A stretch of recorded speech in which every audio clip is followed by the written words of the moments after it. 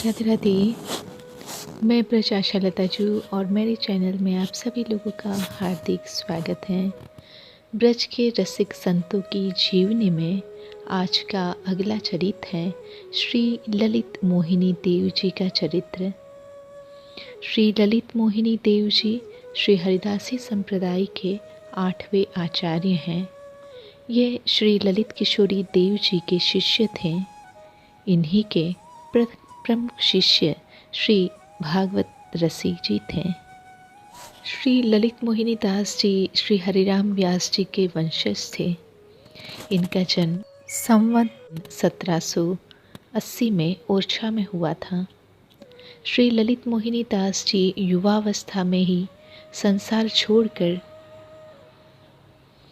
वृंदावन आ गए थे और श्री ललित किशोरी दास जी से दीक्षा लेकर भजन करने लग गए थे। संवत 1823 से ललित किशोरी दास जी के अंतर्ध्यान के पश्चात ये उनके स्थान पर तटिया स्थान के महंत और हरिदासी संप्रदाय के अष्टम आचार्य हुए। श्री ललित मोहिनी दास जी अपनी विरक्ताई और साधु सेवा के लिए प्रसिद्ध थे। उनका सिद्धांत था कि तन मन धन सब साधु सेवा के लिए हैं। जैसा कि उन्होंने लिखा है, सब ही संत हैं रस भरे, सब ही रस की खानी, रंग महल में बिहारी बिहारिन, बिहरे रसिक सुजान। एक दिन श्री स्वामी ललित मोहिनी देव जी संत सेवा के पश्चात प्रसाद पाकर विश्राम कर रहे थे, किंतु उनका मन कुछ उद्विग्न सा था। वे बार बार आश्रम के प्रवेश द्वार की तरफ देखते, जहाँ जाते और फिर लौट आते। वहाँ रह रहे संत ने पूछा, स्वामी जी किसको देख रहे हैं? आपको किसका इंतज़ार है? स्वामी जी बोले, एक मुसलमान भक्त हैं, श्री युगल किशोर जी की मूर्तियाँ लाने वाला है, उसका इंतज़ार कर रहा हूँ। इतने में वह मुसलमान भक्त सिर पर एक घड़ा लिए वहां आ पहुंचा और 2 मूर्तियों को ले आने की बात कही। श्री स्वामी जी ने पूछने पर उसने बताया कि डींग के किले में भूमि की खुदाई चल रही है। मैं वहां एक मजदूर के तौर पे खुदाई का काम कई दिन से कर रहा हूँ। कल खुदाई करते में मुझे एक घड़ा दिखा, तो मैंने इसे मुहरों से भरा जानकर फिर दबा दिया, ताकि साथ के मजदूर इसे ना देख लें। रात को फिर मैं इस कलश को घर ले आया, खुदा का लाख लाख शुक्र अदा करते हुए कि अब मेरे परिवार के साथ जिंदगी शौक मौज से बसर होगी। घर आकर जब कलश में देखा तो इससे ये 2 मूर्तियाँ निकली, एक फूटी कोड़ी भी साथ ना थी। स्वामी जी ने पूछा, इन्हें यहाँ लाने के लिए तुम्हें किसने कहा?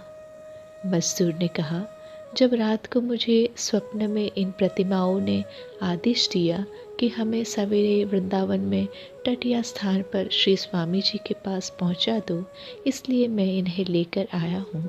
स्वामी जी ने मूर्तियों को निकाल लिया और उस मुसलमान भक्त को खाली घड़ा लौटाते हुए कहा, भैया तुम बड़े भाग्यवान हो, भगवान तुम्हारे सब कष्ट दूर करेंगे। वह मुसलमान मजदूर खाली घड़ा लेकर घर लौटा। रास्ते में सोच रहा था कि इतना चमत्कारी महात्मा मुझे खाली हाथ लौटा देगा। मैंने तो स्वप्न में भी ऐसा नहीं सोचा था। आज की मजदूरी भी मारी गई। घर पहुंचा, एक कोने में घड़ा धर दिया और उदास होकर एक टूटे मांझे पर आकर सो गया। पत्नी ने पूछा, हुआ है वृंदावन? क्या लाए फकीर से? भर दिया घड़ा अशरफियों से? क्या जवाब देता इस व्यंग का? उसने आंखें बंद करके करवट बदल ली। पत्नी ने कोने में घड़ा रखा देखा तो लबकी उस तरफ देखती है कि घड़ा तो अशरफियों से लबालब भरा है। आनंद से नाचती हुई पति से आकर बोली, मियाँ वाह, इतनी दौलत होते हुए भी क्या आप थोड़े से मुरमुरे ना ला सके बच्चों के लिए? अशरफियों का नाम सुनते ही मजदूर चौंक कर खड़ा हुआ और घड़े को देखकर उसकी आंखों से अश्रुधारा बह निकली। बोला, मैं किसका शुक्रिया करूं, खुदा का या उस फ़कीर का जिसने मुझे इस कदर संपत्ति बख्शी, फिर इन अशरफियों के बोझे को सिर पर भी लाद लाने से भी मुझे बरी रखा। कैसी रहमत! श्री ललित मोहिनी दास जी ने 1823 में इस स्थान पर ठाकुर श्री मोहिनी बिहारी जी को प्रतिष्ठित किया था। तभी चारों ओर से बांस की तटिया लगाई गई थी। तभी से यहाँ के सेवा पूजाधिकारी विरक्त साधु ही चले आ रहे हैं। उनकी विशेष वेशभूषा भी है। श्री ललित मोहिनी दास जी के समय इस स्थान का यह नियम था कि जो भी आटा दाल घी दूध भेंट में आवे उसे उसी दिन ही ठाकुर भोग और साधु सेवा में लगाया जाता है। संध्या के समय के बाद सबके बर्तन खाली करके धो मांज के उल्टे करके रख दिए जाते हैं। कभी भी यहाँ अन्न सामग्री की कमी न रहती थी। एक बार दिल्ली के यवन शासक ने जब यह नियम सुना तो परीक्षा के लिए अपने एक हिंदू कर्मचारी के हाथ एक पोटली में सच्चे मोती भरकर सेवा के लिए संध्या के बाद रात को भेजे। श्री महंत जी बोले, वाह, खूब समय पर आप भेंट लाए हैं। महंत जी ने तुरंत उन्हें खरल में पिसवाया और पान बीड़ी में भरकर श्री ठाकुर जी को भोग में अर्पण कर दिया। कल के लिए कुछ नहीं रखा। ऐसे संग्रह रहित विरक्त थे श्री महंत जी। उनका यह भी नियम था कि चाहे कितने मिष्ठान व्यंजन पकवान भोग लगे, स्वयं उनमें से प्रसाद रूप में कणिका मात्र ग्रहण करते। सब पदार्थ संत सेवा में लगा देते और स्वयं मधुकरी करते। श्री ललित मोहिनी देव का प्रताप इतना बढ़ा चढ़ा था कि तत्कालीन ग्वालियर नरेश सिंधिया ने उनकी पालकी उठाकर अपनी भक्ति का परिचय देना चाहा, किंतु स्वामी जी ने रोक दिया। श्री ललित मोहिनी देव ही टटिया स्थान के समाज की वर्तमान गायन प्रणाली के प्रवर्तक थे। तत्कालीन मुसलमान शासक ने आपसे प्रभावित होकर 3 इलाके भेंट किए, जिनकी वार्षिक आय आज के युग में करोड़ों रुपये होती। भेंट की सनद में ये भी लिखा है कि कोई भी राजकर्मचारी इसमें किसी प्रकार की बाधा न देकर सारा लगान वसूल करके स्वामी जी की सेवा में पहुँचाए। माल गुजारी वसूल करना या स्वीकार करना तो जहाँ तहाँ रहा। श्री स्वामी ललित मोहिनी देव जी ने इसकी ओर आँख उठाकर भी न देखा और वह सनद केवल कागज़ मात्र रह गई, जो आज भी टटिया स्थान में सुरक्षित है। श्री ललित मोहिनी दास जी के अनेक शिष्य हुए। उनमें श्री भगवत रसिक जी एवं श्री चतुरदास जी मुख्य थे। श्री चतुरदास जी उनके बाद टटिया स्थान के महंत हुए। श्री ललित मोहिनी दास जी की वाणी अष्टाचार्य की वाणी में संकलित है। इसमें सिद्धांत और रस के पदों के साथ कुछ साखियाँ भी हैं। प्रायः इनकी वाणी श्री ललित मोहिनी देव जी की वाणी के नाम से प्रसिद्ध है। राजा परजा बादशाह सबको आवे जाए, श्री कुंज बिहारिनी लाडली पोषत मन के भाई। राजा प्रजा एवं बादशाह हर कोई आता जाता रहता है, परंतु एकमात्र कुंज बिहारिनी श्री राधा रानी ही मेरे भावों का पोषण करती है। श्री ललित मोहिनी देव जी।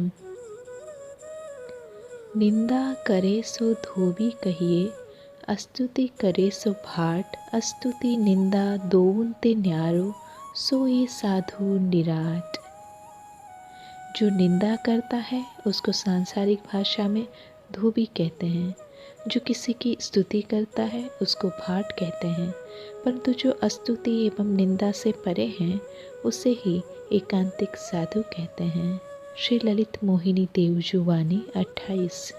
प्राण प्रिया सखी आजु बनी, ओढ़े नीलांबर विहरत रति। काम केली रस मांझ सनी, उमंगी उमंगी मिली कुंवरी। श्याम तन ओरे ठान ठनी, श्री ललित मोहिनी लाड लड़ावत, त्यों त्यों बरसत प्रेम घनी। श्री ललित मोहिनी देव जुवानी 54। कुंज महल में बैठक राखें, कुंज महल में केली, गौर श्याम लपटे रहें, मानो कनक की बेली। श्री कुंज महल में ही निवास करो, कुंज महल में ही श्री श्यामा श्याम की अनवरत केली होती हैं। श्री राधा श्याम सुंदर ऐसे लिपटे रहते हैं मानो कनक सोने की बेली वृक्ष से लिपटी हो। जय हो। आयो बसंत मदन दल साजे, तुहु दिसी वै गई भीर। अबीर गुलाल उड़त नैननी सो, रस भी बस बिसरी गई चीर। खेलत हंसत हंसावत सब मिली, धरत नहीं मन धीर। श्री ललित मोहिनी को सुख बाड़ियो, धन्य आज दिन बीर। श्री ललित मोहिनी देव जुवानी 50। बसंत आ गया है, कामदेव ने अपने दल सजा लिए हैं।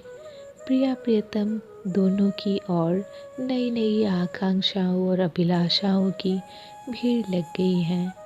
दोनों की नेत्रों से अबीर और गुलाल उड़ने लगे हैं। नयनों में रची बसी पारस्परिक रस रीझ का रंग एक दूसरे पर चढ़ने लगा है। ये दोनों आनंद में इतने विभोर हो रहे हैं कि इन्हें अपने वस्त्रों की सार संभाल तक का अनुसंधान नहीं रह रहा है। दोनों परस्पर मिल भेंट कर हंसते खेलते सखियों को आनंदित कर रहे हैं। कोई भी मन में धैर्य धारण करने में सक्षम नहीं है। श्री ललित मोहिनी जी कहती हैं कि हे सखी, आज का दिन धन्य है। जय हो। कुंज बिहारी श्री हरिदास, कुंज बिहारी श्री हरिदास, कुंज बिहारी श्री हरिदास।